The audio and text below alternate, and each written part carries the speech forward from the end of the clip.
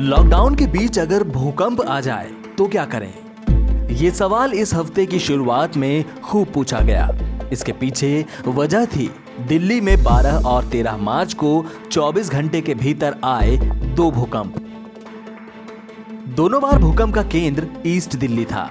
लोग घबरा गए और कुछ जगह तो लोग घरों से बाहर तक निकल आए। लेकिन अब सवाल ये है कि क्या दिल्ली में कोई बड़ा भूकंप आने वाला है? हालांकि सीस्मोलॉजिस्ट का यह मानना है कि यह किसी बड़े भूकंप का इशारा नहीं है। उन्होंने भरोसा दिलाया कि दिल्ली किसी भूचाल का एपिसेंटर नहीं बनेगी।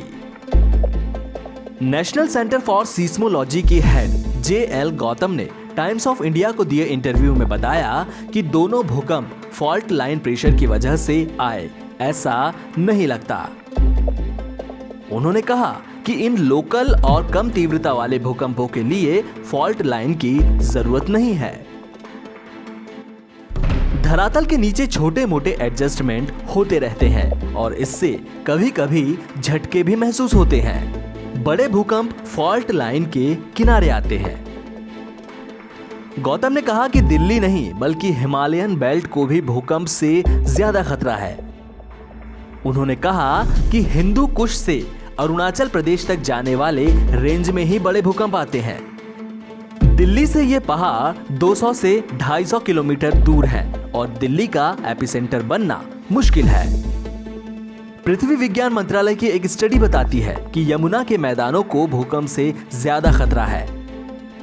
ईस्ट दिल्ली, लुटियंस दिल्ली, सरिता विहार, पश्चिम विहार, वजीराबाद, करोल बाग और जनकपुरी जैसे इलाकों में काफी ज्यादा मात्रा में आबादी रहती है, इसलिए वहां खतरा ज्यादा है। स्टडी के मुताबिक जेएनयू, एम्स, छतरपुर, नारायणा, वसंत कुंज जैसे इलाके बड़ा भूकंप झेल सकते हैं।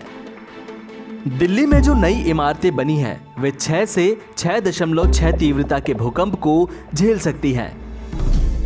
पुरानी इमारतें 5 से 5.5 तीव्रता का भूचाल सह सकती हैं। दिल्ली ने 2008 और 2015 में नेपाल भूकंप के बाद पुरानी इमारतों को ठीक करने की कवायद शुरू की थी।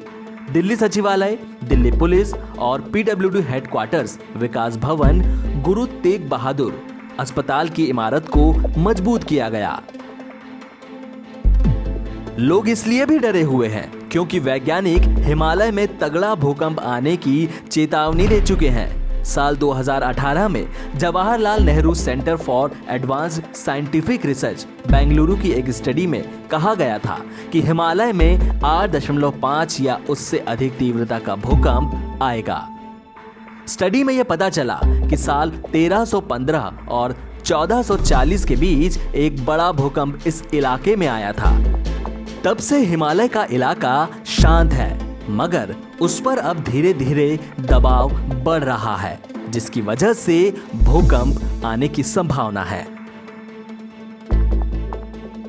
एनबीटी ऑनलाइन की रिपोर्ट।